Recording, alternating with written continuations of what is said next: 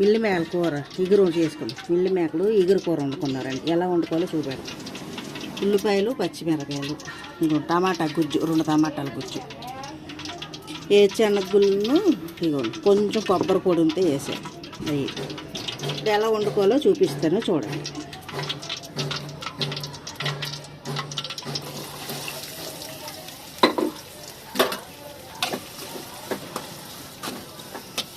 ఇవి ఆగనిద్దాం. ఈలోగా కొబ్బరి దీన్ని ఇవి పొడి చేసుకుని వచ్చారు. ఇదిగోండి మిల్లి మేకలు, ఇదిగోండి ఇలా వేసుకొని వేడి నీళ్ళు పోసుకోండి. వేడి నీళ్ళు పోసుకొని కొంచెంసేపు వదిలేసామనుకో ఇదిగోండి మెత్తగా అయిపోతాయి. చూసారా, మెత్తగా అయిపోయినాయి. అప్పుడు వండుకుంటే చాలా బాగుంటాయి అన్నమాట. డైరెక్ట్గా వేసుకున్నాం అనుకో అవి గట్టిగా ఉంటాయి. కొంచెం జీలకర్ర వేసుకున్నాం, వేగుతుంటే కరివేపాకు కూడా వేసుకున్నాం.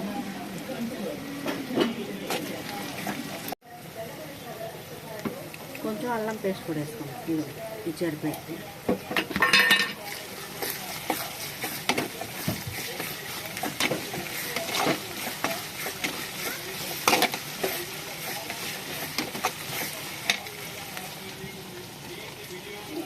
ఇప్పుడు ఇవ్వండి మిల్లి మేకలు వేసేసుకున్నాం.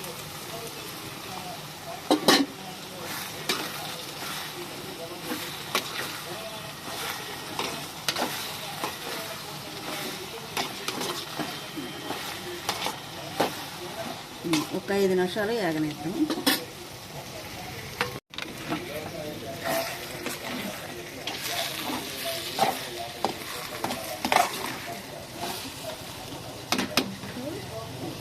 ఈ టమాటా గుజ్జు ఇందులో వేసేసుకో.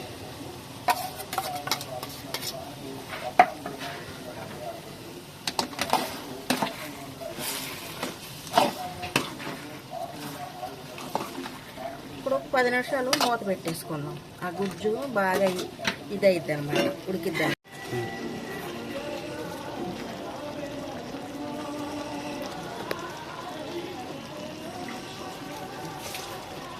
ఉప్పు కారాలు వేసేసుకున్నాం. సరిపడా ఉప్పు వేసుకున్నాం.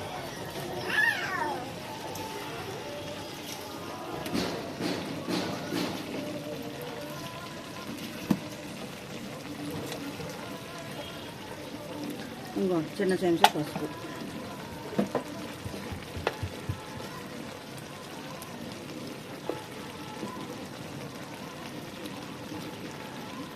ఇంకో 2 చెంచాల కారం వేసుకున్నాం. కొంచెం ధనియాల పొడి వేసుకోండి. ఇంకో గరం మసాలా,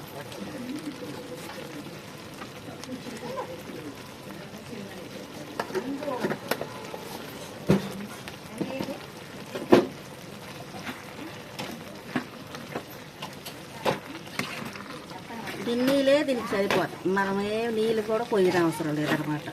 ఎందుకంటే అట్లా నీళ్ళు ఉంటాయి అన్నమాట. మనం ఇందాక వేడి నీళ్ళు పోసాక అందులో నీళ్ళే ఉంటాయి. ఎంత పిండినా సరే నీళ్ళు కొంచెం ఉంటాయి అన్నమాట.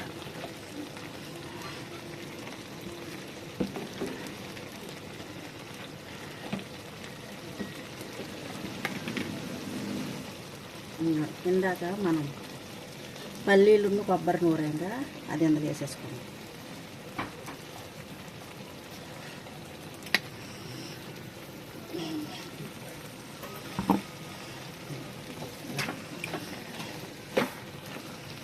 దీన్ని అలా ఇంక పెట్టేస్తాం. కూర చాలా బాగుంటుంది అనమాట. ఇలా వండుకోండి, నేను చెప్పినట్టుగా వండుకుంటాను మాత్రం సూపర్గా ఉంటుంది కూర. ఇప్పుడు అయిపోయింది. ఇంక పోనేస్తాం. ఒక 10 నిమిషాలు ఇంక పోనేస్తాం. రెండు కలిపేద్దాం ఒకసారి. చూసారా మిల్లి మేకల కూర ఎలా రెడీ అయిపోయింది. చూసారా ఎంత బాగుందో.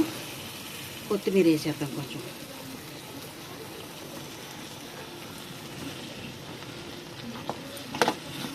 ఇలానే వండుకోండి. చపాతీలోకైనా, అన్నంలోకైనా, దేంట్లోకైనా చాలా బాగుంటుంది అనమాట.